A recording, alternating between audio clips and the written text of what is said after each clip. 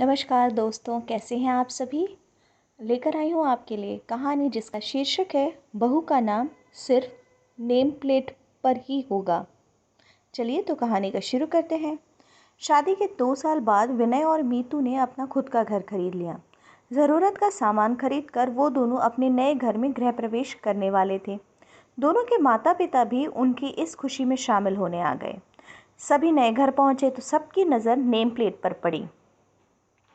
मीतू की माँ बहुत खुश हुई कि मीतू की सास ने कहा, देख लीजिए समदन जी, आपकी बेटी कितनी भाग्यशाली है। मेरे बेटे ने उसका नाम नेम प्लेट पर लिखवाया है।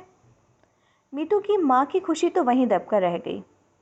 जी हाँ, ऐसा कहकर उन्होंने हमेशा की तरह लड़के वालों के सामने चुप रहना ही उचित समझा।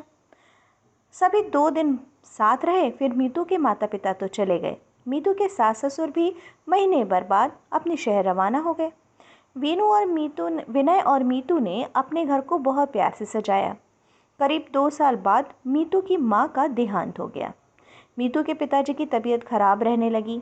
विनय ने मीतू से कहा, क्यों ना पिताजी को हम यहाँ ले आएं, यहाँ उनका इलाज अच्छे से हो जाएगा।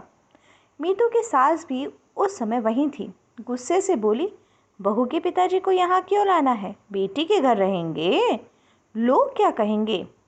तब विनय बोला, माँ कैसी बातें करती हो आप, ये घर जितना मेरा है उतना मीतू का भी तो है। नेम प्लेट पर ही नहीं बल्कि घर पर भी उसका उतना ही अधिकार है जितना मेरा।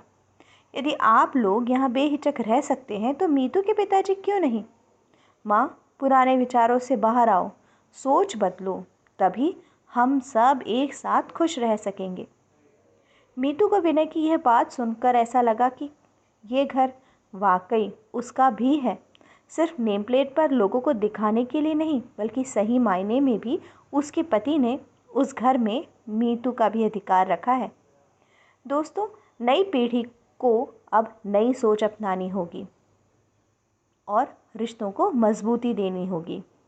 क्या लड़का और क्या लड़की, क्या बेटा और क्या बहू। भाई, जितना घर बेटे का होता है उतना बहू का भी होता है।